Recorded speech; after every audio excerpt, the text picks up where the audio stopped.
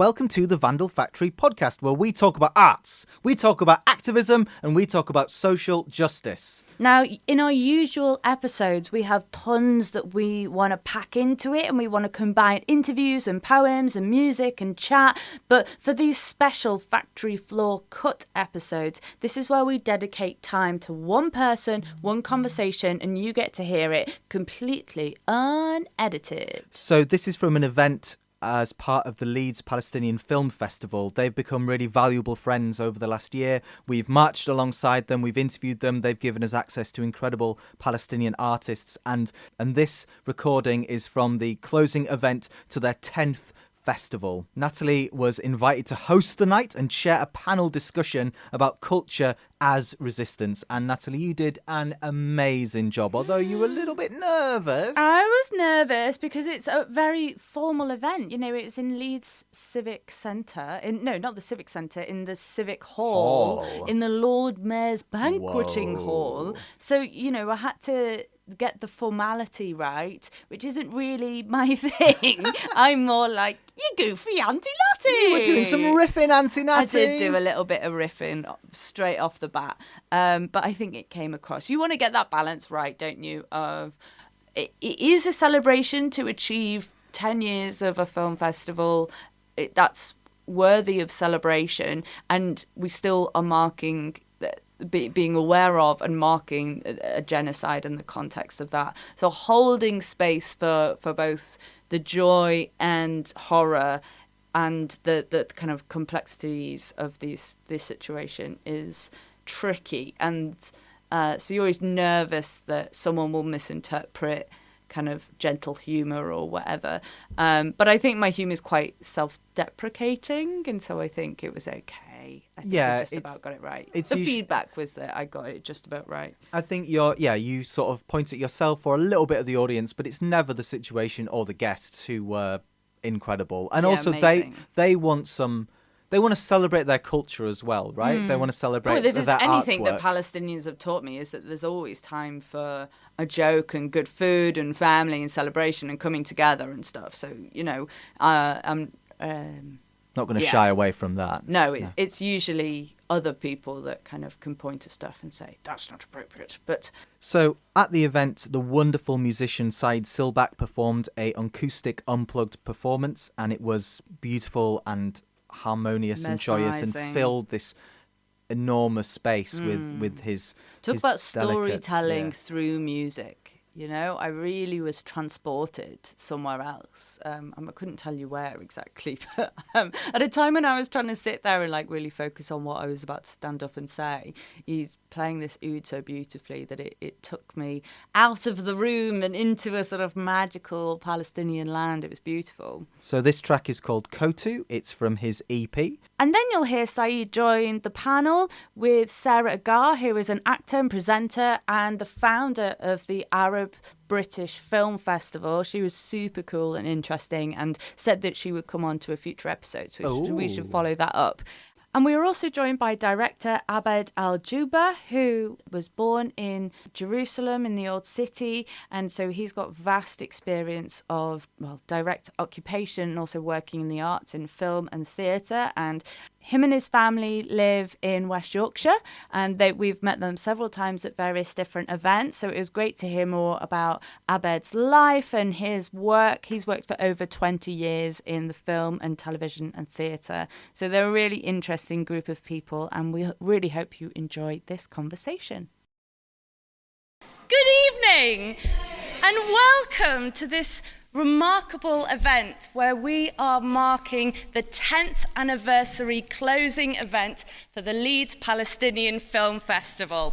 My name is Natalie Quatermass. I'm a Leeds-based theatre director and community artist, and it is a real honour to be your host and compere this evening. I'm pretty sure everyone else was busy. Have you ever been invited to do something and they really had that sense of, oh, I suppose you'll have to do. Don't worry, folks, it's okay, it's only me. None of the important people have started speaking yet. Come on in, let's get cosy. We have got a beautiful evening put together for you tonight. We've got some short films, of course. We have some magnificent guests. We have some wonderful music and hopefully some enlightening and interesting discussions, which seems like the perfect fitting way to mark not only this festival of 2024, but the last decade of film festival. My connection with Palestine goes back a long way, but I was lucky enough in 2015 and 16 to go and work with the Freedom Theatre in Palestine, in Jenin, and it was there I worked with an extremely talented group of actors with young people in a refugee camp in Jenin, and we set up the first summer camp, drama summer camp for young people, and it was an extraordinary few months, and it was there with those young people and artists that I learnt that occupation is not just physical. It doesn't just control where you can go and what you can eat and drink. It's not just educational, it's psychological, it's artistic, it's cultural. And that is why it's so important that we keep celebrating, championing, learning, engaging, growing Palestinian culture. Without further ado, it is my absolute pleasure to introduce one of our first performers of the evening. We have the magnificent Saied Silbak, who is a Palestinian composer and oud player, trained in classical piano from the age of 4. Before moving on to the oud in his early teens, his unique sound fuses music from Arabic, Turkish and Indian to classical Western styles. He has performed in the UK and around the world at festivals and concert halls. Please welcome to the stage, Saied Silbak.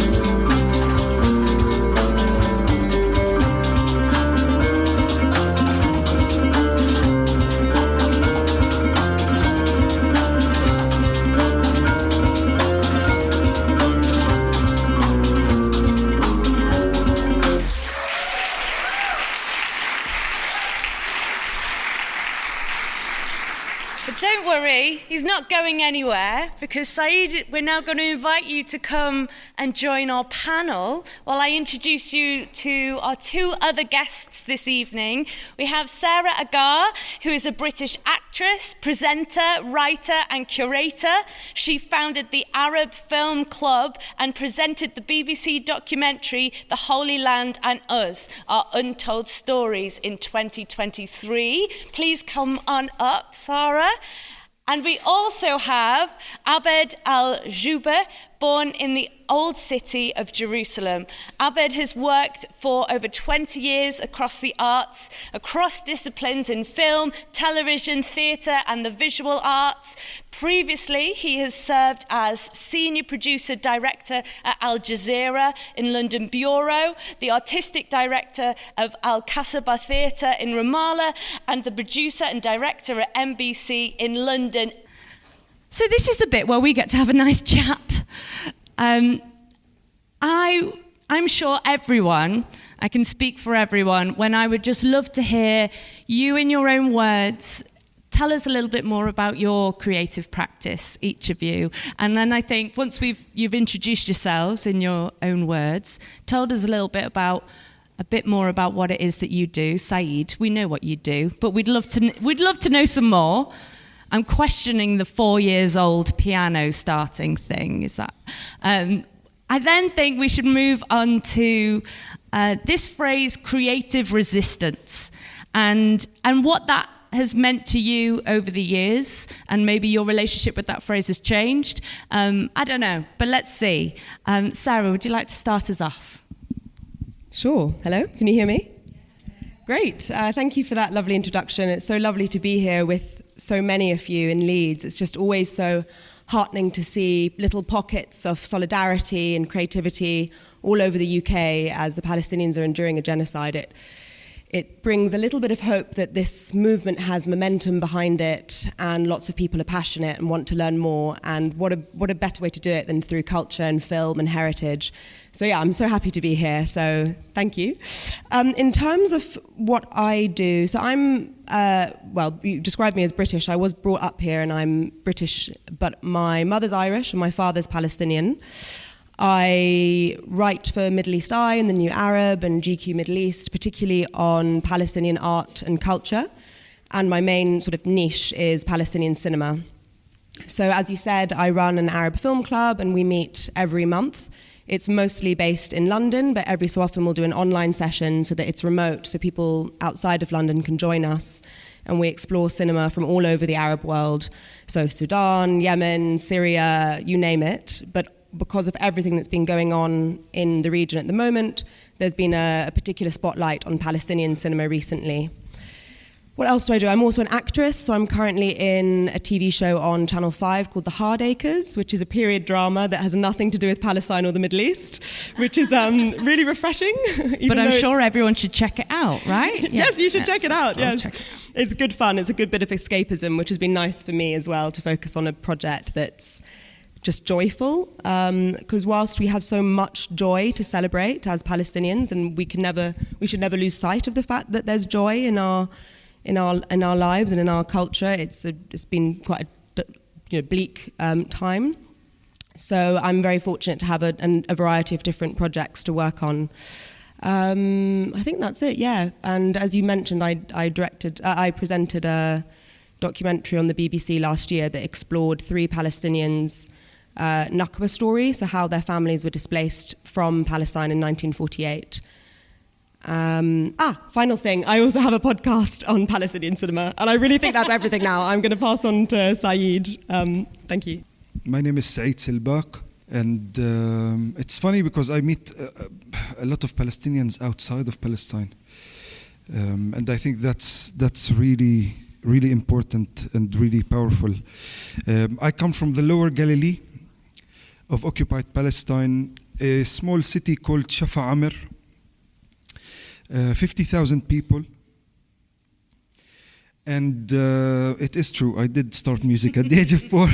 And actually it was by chance because, just to share a bit of my story very, very briefly, because also I think it's important to know what happens in Palestine and how it happens on an individual level, and then on a bigger level. So one of my cousins was learning the piano, and we were at my aunt's for lunch. She played a new piece that she'd learned, and once everyone has gone to the table to have lunch, I went up to the piano and started playing the same tune. So my mom saw that I have a gift, took me to a piano teacher who was a woman, and that was in 91. And I say this because I think it shows the advancement of thinking, the advancement of the culture of having a woman teaching piano in an Arabic-occupied Palestinian city. And that's it. I've been at it ever since. I got a bit bored after 6-7 years of the classical Western music, to be honest, because I couldn't play the Arabic music on it. So again, I wanted to leave towards my teenage years. My mom said, no, luckily, she said, you can leave when you finish school. So I said, can I have another instrument? She said, yes, the oud is a very popular instrument, so I ended up playing that. And by the time I was 18, it was so inside of me that I didn't want to leave. As for my practice, what I do, on the academic side, I did my undergrads in the University of Haifa and a double major of psychology and music. Towards the 4th year, I understood that psychology isn't for me. I want to spread music and make people happy rather than to have one person and try to figure out their problems and help them. And then I finished that degree, felt a bit stuck being inside Israel as a Palestinian musician.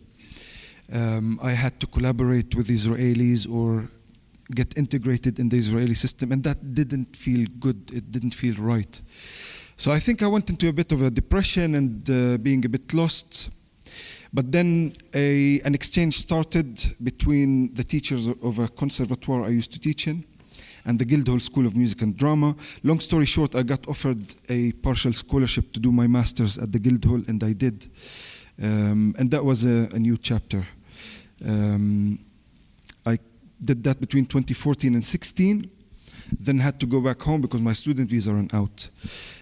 But worked on an artist visa, got it, and then moved back to London in the worst time possible, February 2020, 1 month before lockdown in March. Yeah, well done. And it was a very tough year and a half, but I think surviving that meant that, not many things could break me. And that's it. I perform, I write my own music, I write music for theater and film. I also run workshops in music, and I definitely feel that I do resist through my art. Just the fact that I'm spreading Palestinian music, whether it's folkloric or original, is a statement on its own. And I feel very humbled and lucky to be here, so thanks for having me. So I would actually start by, instead of introducing myself, introducing the concept of culture as resistance. I believe it's Edward Said who said that the struggle or the conflict over Palestine is a conflict over the narrative. And I would say thank you, Leeds Palestine Film Festival organizers, volunteers, and everybody for giving us a platform for our narrative. Because the narrative without a platform is an echo chamber that doesn't reach anybody. And I would say, again, quoting from our national poet, when he said, those who tell the tale inherit the land of the tale and the full meaning of existence. So our tale, our story, needs platforms like Leeds Palestine Film Festival. And congratulations on your 10th anniversary. And I hope there'll be more and more to come. And again, thank you for giving us an opportunity to show that you can't bombard people of everything they have, but you can't bombard them of their culture. Culture is not something that you can genocide. It goes through our genes, through generations. But on the other side, I also quote another Palestinian poet and novelist who said, we didn't lose Palestine in an intellectual debate. We lost it through a genocidal Zionist ideology that is a colonial settler project that was targeting everything of our existence. The physical, the mental, the psychological, and mainly the cultural. Because to replace one people with another, you will have to wipe everything that relates to those people. And in my work, that was my philosophy whenever I worked in culture. How can we bridge that gap that the occupation or that colonial endeavor is practicing on us? How can we be culturally aware of our existence and our role as cultural practitioners within a human condition? We're not different from anybody. In our paintings, in our films, in our everything, that's what we're trying to communicate, the normality of our existence that being done to a subhuman existence by the existence of the occupation of our land and our culture. So I think that concept of culture as a form of resistance, Palestinians through the generations have learned to exist is to resist. That was our first rule. We're not going anywhere. They have to understand we're not going anywhere. And our culture, being as it's been everywhere in the whole world, we are not unique in our cultural practice. We can paint, we can write poetry, we can play music, we can act, we can produce films, we can be of everything. It's the platform that we need. It's you that we need to carry that message across. It's you that I'm thanking for coming here to actually celebrate our cultural condition as part of the human condition of cultural practitioner. Because as I said, you can't take anything away. I once gave a talk that was entitled, "Our culture is our weapon of mass defense." So that's who we are, and that's how our culture it exists to resist. Unfortunately, I wish that we had that kind of culture where we have the luxury of producing something that was not overread by being Palestinian, was received just for itself, for its fun, and we do have comedies, by the way, and we write sort of fictional novels, but every aspect of it screams we exist, and our culture exists. It's not going anywhere. So that's all I wanted to say for the moment, and then leave that. Thank you all so much for speaking so articulately. I guess there's so much we could talk about, and there's such little time, but what seemed to be a theme is the idea that for Palestinians, existence is resistance. And I know I've got a dear Palestinian friend who once said to me, "Habibti, I'm not political, I'm Palestinian." And what I think he meant, but he'd probably tell me I was wrong, was that exactly that to be an artist, to be expressing yourself, to be existing in the world as a Palestinian whilst under siege, whilst under occupation, whilst there's a genocide happening, is inherently political.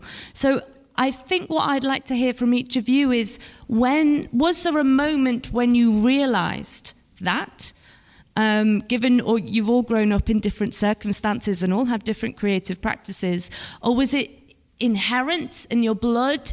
Did the politics come and knock you on the head one day? What happened? Whoever would like to go first, it doesn't have to be you again. So I can answer that quickly, and then I realise I didn't come back to cultural resistance because I thought that was coming. The boys jumped the gun. It wasn't, you were waiting perfectly. No. You did it exactly right. So as someone that was born in Britain and raised in London, definitely when you say in the past, I think actually there's been a seismic shift in public opinion and awareness, and it's really palpable. But certainly when I was younger and growing up, if I said the word Palestinian, sometimes people would wince, like it was an unpleasant word, because it's so political.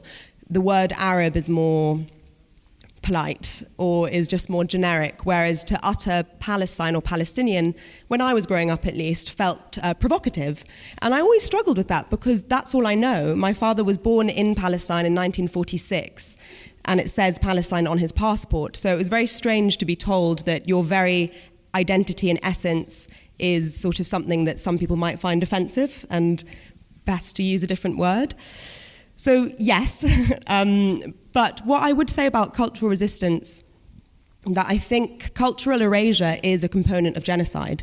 And what we're witnessing in Gaza is, every single university has been bombed, cultural centres have been bombed. Even our mutual friend Asser Al-Saka, his family have a cultural heritage site in Gaza, which is hundreds of years old and has been so well nurtured and curated for many years. That's been bombed. So it's part of a strategy to not only expel a people from their land, but to break their spirit and to eradicate any evidence of their very existence. And it's really interesting when you look at 1948, how quickly they rebuilt over all the sites to say there was no such thing as Palestine, they were never there, it never happened. And so we would be in danger of that happening again, but now it feels like the culture is everywhere. So many Palestinians are in the diaspora and are making films, or they're making films on the ground. Even there's this brilliant film from Ground Zero by Rashid Mashawari, and that's 22 short films made on the ground in Gaza over the last year. So whilst, infrastructure is being destroyed and very little remains of Gaza physically, these films have been immortalized forever, not only as pieces of art in their own right, but as evidence for years to come. And I think that's really staggering and very inventive. And the other thing I'd just like to say, and it was because you mentioned women, and I think something that people are always surprised to know, and something I have to admit I was surprised to learn myself when I was first discovering Arab cinema and exploring it through the Arab Film Club, is how many filmmakers from the Arab world are women. In this respect, the Arab world has really great gender parity. And if you look at some of the most pioneering filmmakers from Palestine in particular, a lot of them are women.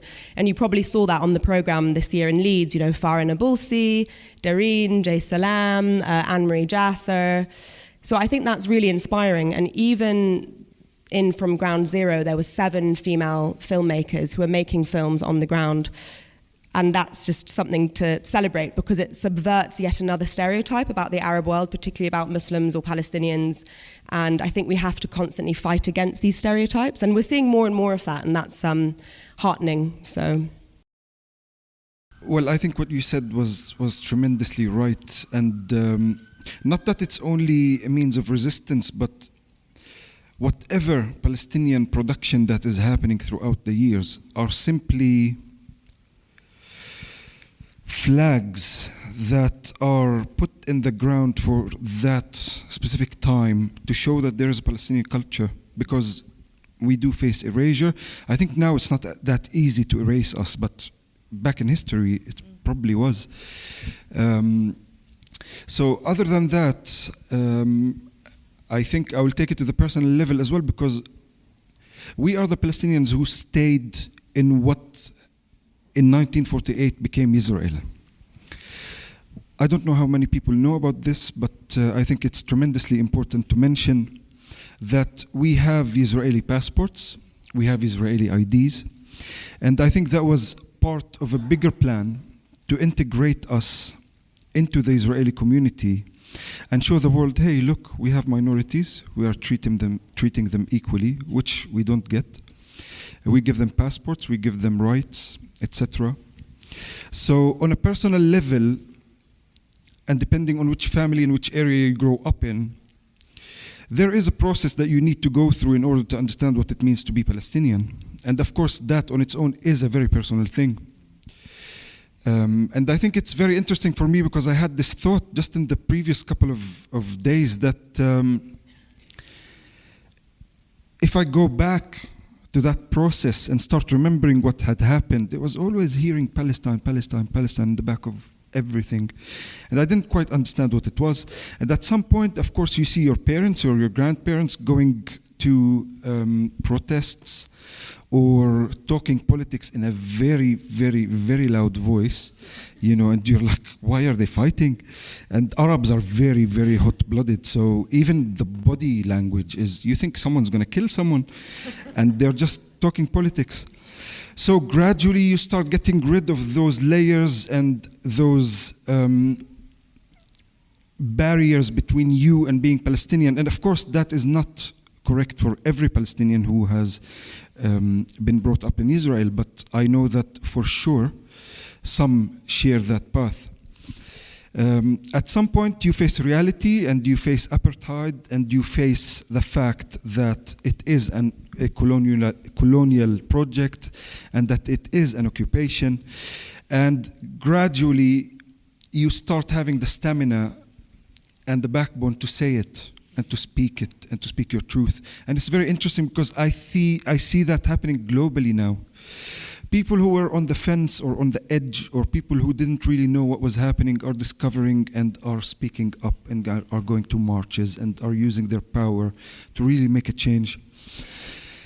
So I think for me, that was the path, and that was how I discovered it. And once you reveal that, I don't think there is unlearning, because the truth is so powerful inside of you. And with a tool like music, I was like, yeah, I can sit in front of 5,000 people and say whatever I want to say.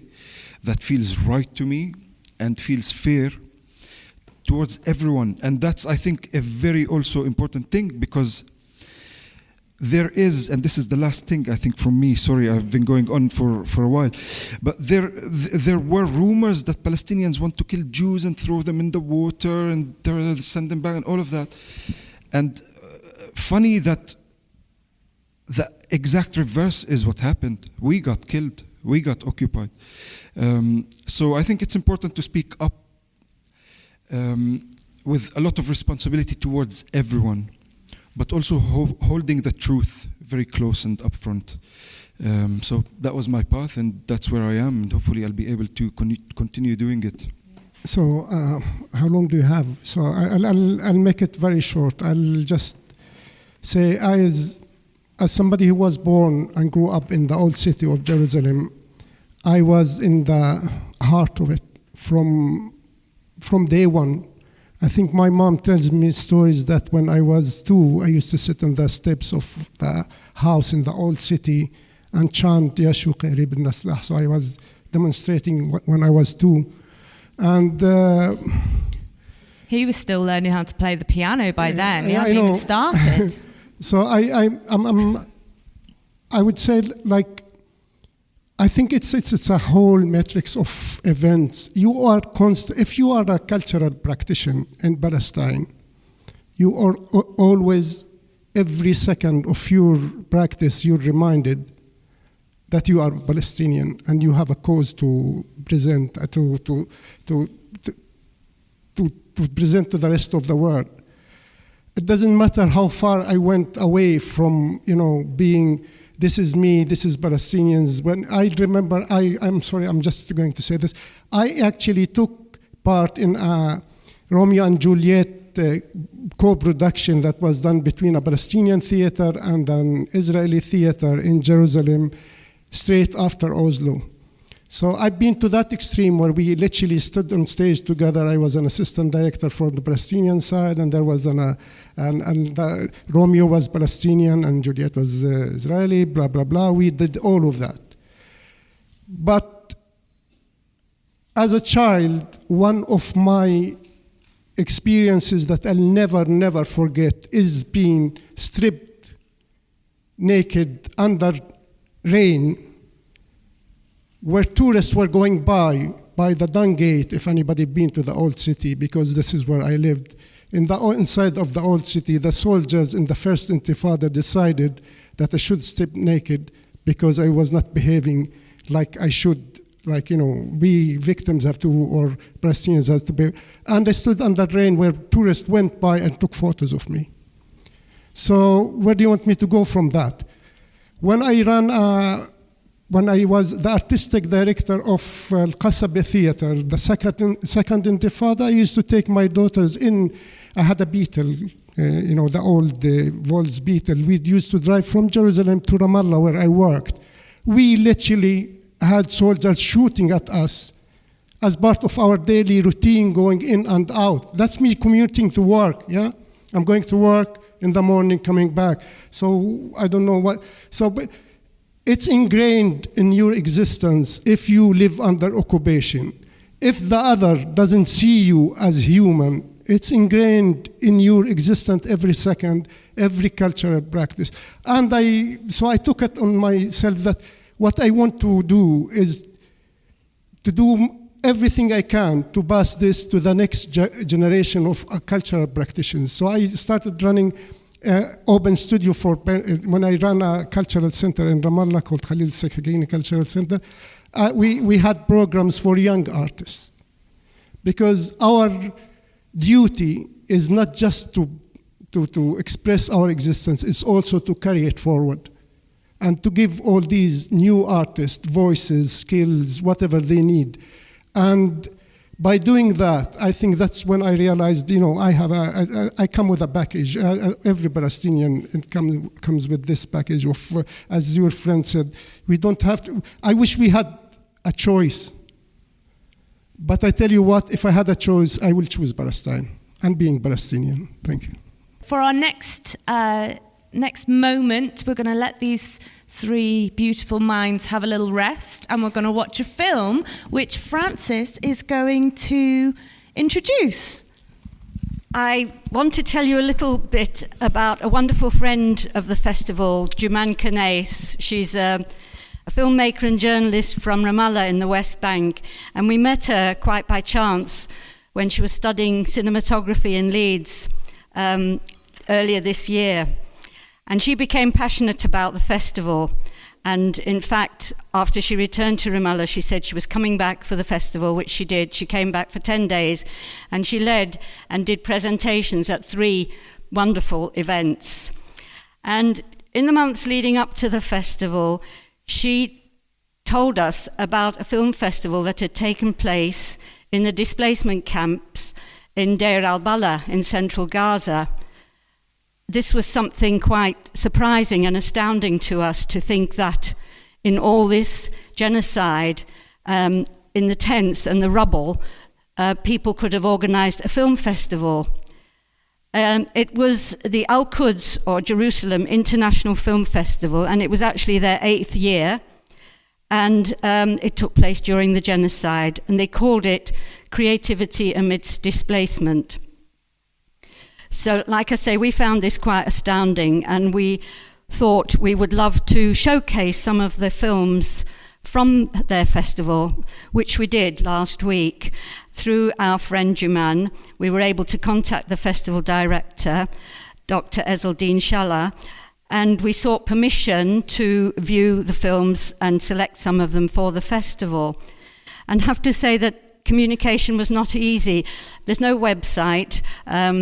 There is a Facebook page, a lot of it's in Arabic. We hadn't seen any information or promotion about this astounding event anywhere, and I challenge you to look for it and see if you can find it.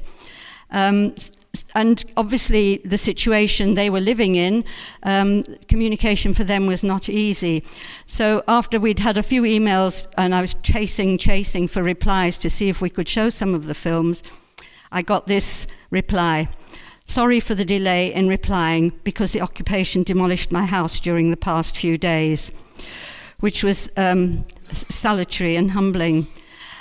So Sarah mentioned the films from Ground Zero, shot during the current situation in Gaza, and we showed a few of those last week. We also showed some films from another second film festival, which has also taken place, this time in Khan Yunis in the south of Gaza, this year as well, in the displacement camps. And we thought it would be lovely if Dr. Shala could make a short video greeting to the festival when we were showing these films. So Juman asked him if he would make something, and instead he sent us this 15-minute film that we're going to show you. And we did show it last week at the event, so some of you may have seen it before, but we just felt it was so powerful and the achievement of making the film and the message of the film is so inspiring that we thought we should show it again tonight. And we're also hoping to develop a partnership with their festival, and their next endeavour, they're already planning, is an international festival of women's cinema. So I'm going to let you watch this fantastic film now. So that was Frances Bernstein, who was one of the festival directors, and she introduced this short film. The film was recorded really recently in Deir al-Bala. The film was recorded really recently in Deir al-Bala, which is south of Gaza City in the central Gaza Strip. So just for context, in this film, what you see is people in tents, living in rubble, in just a horrific, tragic circumstance. And they're I think if you've been watching footage from what's happening in Gaza, you will be very familiar with the sites that are in this film. And yet... they discuss, firstly, should they do a film festival? Should they do something amidst all this tragedy? And they come to the conclusion, absolutely, it is their duty to present film to the people in this situation. And then the second question is, okay, how? So how on earth, when we have our art centre or our cultural centres, when everything has been destroyed, bombed, where are we going to get a generator from? Where are we going to get a TV screen from? And it is so exciting. Like, you just can't help but smile when you see they get a TV screen that's, the size of, all TVs are big now, aren't they? But kind of a big TV that you'd have in your front room, and they stamp it on top of this pile of rubble in this such an act of resistance and resilience, being like, we will show our film festival even if this is what it has to be. And then people go even further of saying, I'm going to get a red carpet, and they tell the story of a man who they told him not to go. A young man said it was far too dangerous, and he risked his own life to go and get this long, thin piece of material that they then brought to where they sort of plonked on this TV on a stand and lay it all down. And you got all the children, different families, like scrabbling around for stones in the rubble to put it down on this red carpet, so that we would have a red carpet at our film festival, despite there being a genocide occurring. I mean, I say it all the time, but it's so important that we don't glamorize and put Palestinians up on a pedestal. They are only human, and they are not one thing, and there's lots of different ways of being Palestinian, but come on, mate. I mean, there's just something. I don't know. I'm just putting it out there, Henry. I don't know if I was experiencing genocide. I don't know whether I'd be bothered about getting a red carpet. And yet, it's them as the curators of this festival. It's them as lovers of art and film that go, we're going to do it right. We're going to do it the right way. Man. The dignity. Come on. It's so exciting. So yeah, this film is incredibly short and tells a really powerful story of how they've made this film festival happen. And of course, they show films to children and to families and to all sorts of different contexts. So really, really interesting. Yeah, it was filmed, sent over to the film festival by Dr. Ezaladin Shalah. He's helping set up the Gaza International Women's Film Festival. And I do also want to mention that in the film they mentioned that a camera operator who would work for the festival called Hussein was killed in this genocide. So it's so real. Yeah. It's so real. But the children watching with huge wide eyes these films, it's glorious and gorgeous to see joy in amidst the darkness. Yeah. So thank you. So anyway, we showed this film at the event, and then here are the panelists responding to this incredible piece of footage. I'm really glad I'm not in your seats right now, because I would find that incredibly difficult to respond to off the bat. But I'm going to give you a minute to gather your thoughts, and then I'm simply going to ask for some reflections, and wherever they may take you. I think one of the things that struck me about that film is not only is it documenting evidence, as we were speaking earlier about the importance of evidence and saying we exist and this moment in time, this genocide is happening, and it's documenting people's experiences, but it's also telling a story, and that story is full of resilience and resistance and joy and defiance, and it encapsulates the whole human experience that's going on in the worst of human times. Incredible stuff. That was your 30 seconds that you get to share your reflections. We're coming to our resident Arab film expert first, I think. Well, what I God, that compliments made my thoughts go out my head. Oh. No, not at all. Thank you. I wouldn't go that far, but completing a film in any country is a miracle. Like even in the UK or in America, to complete a film and to execute it skillfully is really complicated and hard.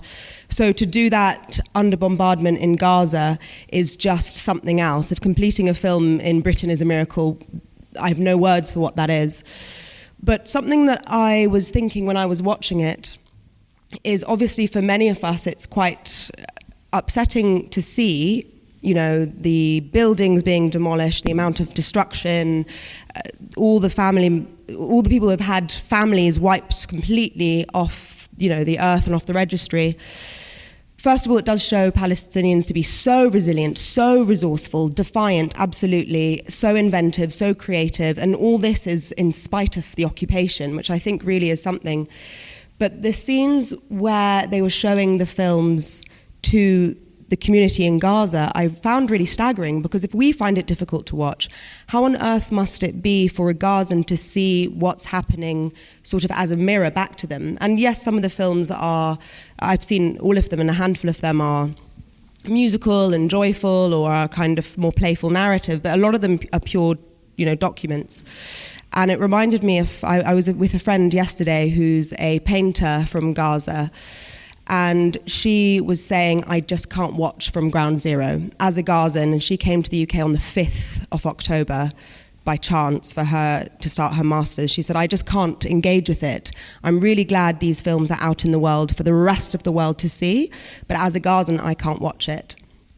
And last month, I was in a play at the Barbican Theatre, opened up the London Palestine Film Festival, and it was a one-woman show that Elias Matto wrote, who's also from 48, using testimonies from the children of Gaza. And some of the testimonies are just horrendous. Like, I really struggled to even say them. They were so harrowing and upsetting. But we felt it was important to do it, and the person who commissioned the piece was from Gaza, and he really, really wanted these testimonies on stage for a London audience.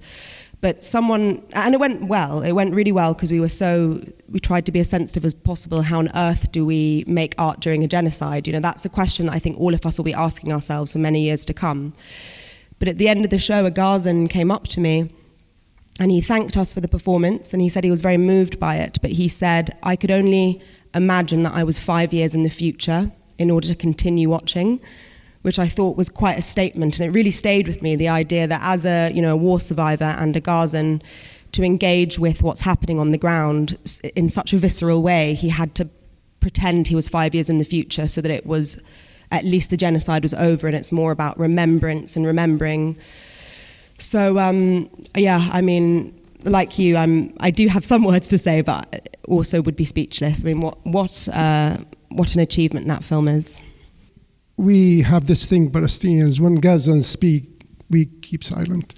We don't comment because they are in the thick of it. And we just have to respect the fact that they able to speak like this and able to produce and able to be resilient. And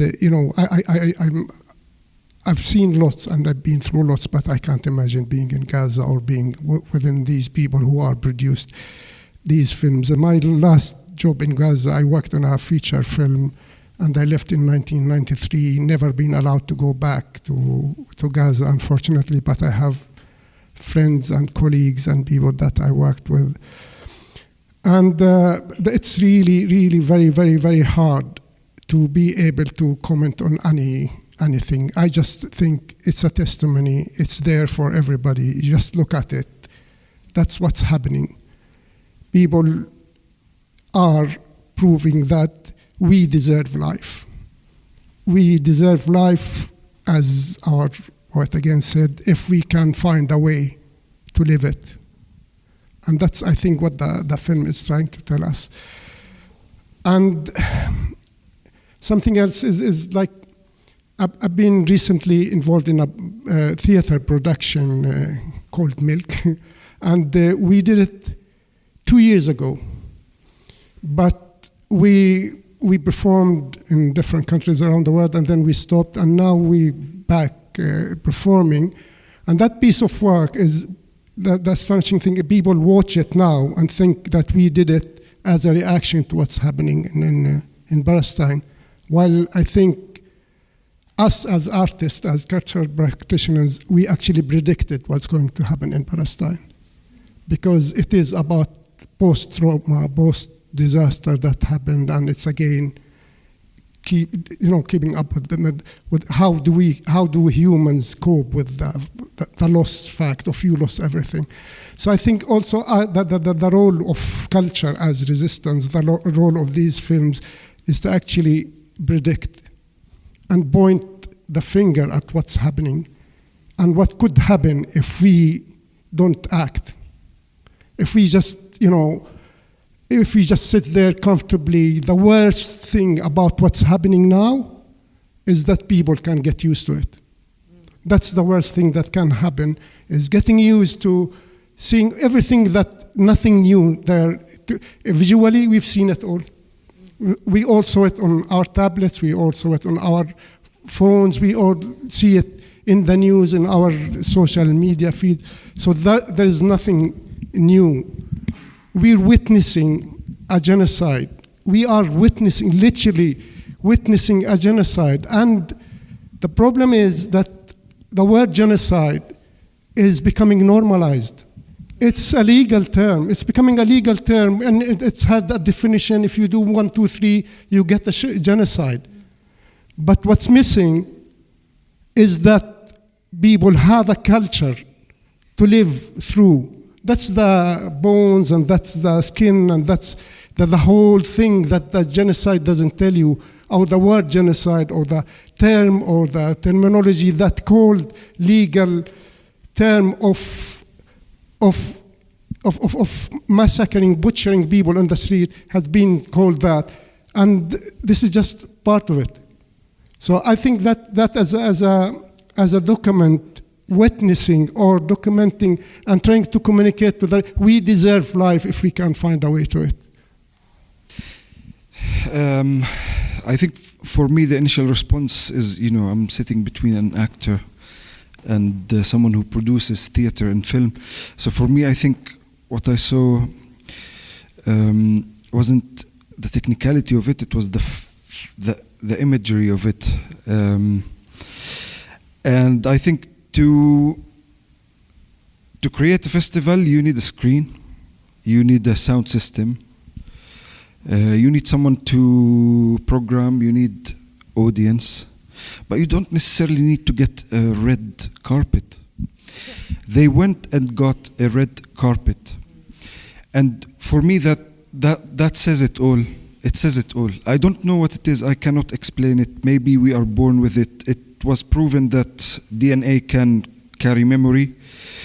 Maybe we are born with something that's dormant and then it wakes up. Maybe we learn it. I don't know. But just seeing people in that situation being so hopeful and so strong and so resistant, and it's no words are left, really. No words are left. And we can only, I agree with every word you said, we can only do what we can and keep pushing and not leave the people of Gaza alone. Well, if you want to hear more voices from Palestine, you can check out our Palestine Solidarity special episode from December 2023, where we featured over a dozen different Palestinian artists and their allies. Episode 26 features the graffiti artist Taki Spatin, filmmaker Juman Quenis, both from Bethlehem, and that was in collaboration with the Leeds Palestinian Film Festival. So really do check them out as well, because they do amazing stuff putting film across Leeds. And in episode 29, we interviewed Marina Barham from the Al Horror Theatre, also near Bethlehem in the West Bank. I look forward to the day when we can hear Palestinian stories and they are not having to prove that they are human, they are not having to prove that they exist. I look forward to hearing a Palestinian story with you in a free Palestine.